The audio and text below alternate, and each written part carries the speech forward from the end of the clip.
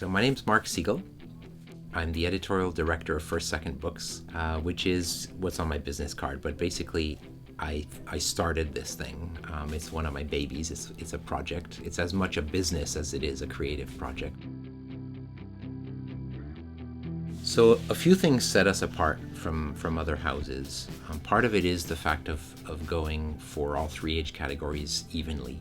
Mostly people specialize, and they tend to be either young or they tend to be adult, and we want to have the whole range. That's why we'll have things like a foodie memoir from Lucy Knisley, right, which a lot of readers who are not comics readers have picked up, or a biography of the physicist Richard Feynman. And we're not the only ones to do these kinds of projects, but we're definitely actively trying to build connections to other fields, other parts of literature. You know, we're working with playwrights, with screenwriters, with novelists. But at heart, you know, we're looking at a medium that has its very specific constraints. It's a form, and there's some things that work in that form, and some things that don't. We are comics lovers at heart here, but we're also looking to get into a much bigger conversation than a kind of a specialized ghetto, like a niche kind of publishing. You know, the indie in the 70s and 80s, starting from the underground really, they were rejecting a certain kind of editorial approach, which was really the kind of Marvel and DC approach.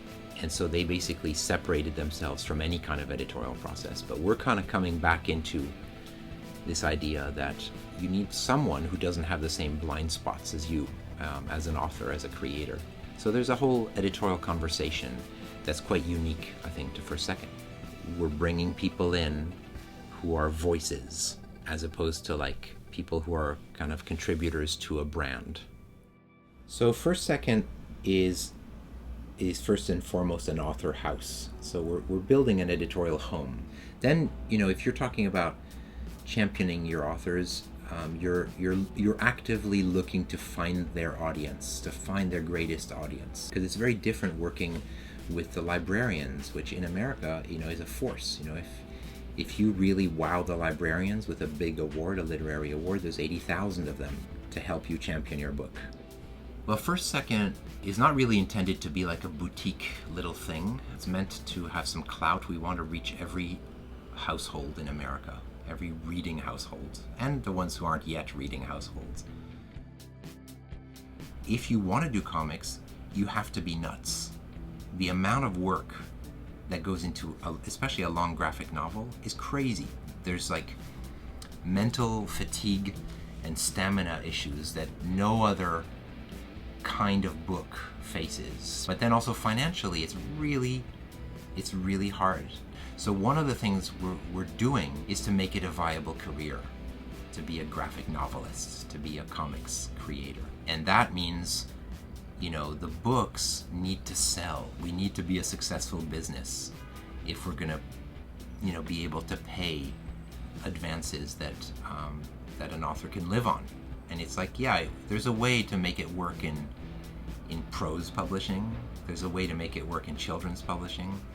In comics, it's just now cracking in America, you know. But there's still a ways to go, you know. And I think one of the keys for that is just growing the audience. We need to get to a point where most people, you know, who are good at it can make a decent living, you know, doing what they love to do. It's hard to say, like, okay, if you want to, what would be a book that would actually represent First Second? You can't. You know, Scott McCloud's Sculptor is ambitious adult fiction. Then we have something like this one, Summer, with some of the most beautiful pages, I think, put to brush and paper. Then you have something like Jean Yang's Boxers and Saints. And that is one, you know, a very odd bestseller if you think about it. It's a 2-book box set about a war that most Americans have never heard of, you know, the Boxer Rebellion in China. And yet it clicks and it kind of finds a huge audience. And you think, okay, graphic novels can do that. On the young end, I would point people to Giants Beware as a series. I would point them to an author called Ben Hatke, who did the Zeta Space Girl trilogy, who's got some incredible picture books. it's people. It's authors, it's voices. I would certainly point you to the Last Man series. Bastien Vives and his team are doing this series that's this kind of highly addictive, ultra kinetic, exciting thing that's already being imitated. Nick Abadzis did Laika, which was about the famous dog sent up in the Sputnik program. He went to Russia to study the Soviet space archives, and that book is a real tearjerker. It's a beautiful book. This is a most incredible moment for comics in America. It's beyond a renaissance. We're at a place that we've never been at before.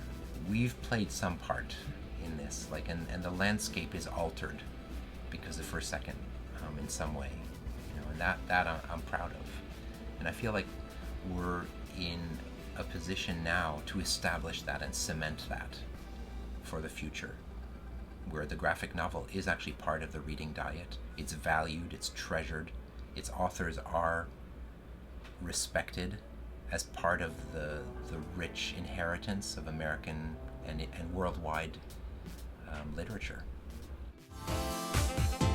Thank you for watching Beyond the Longbox.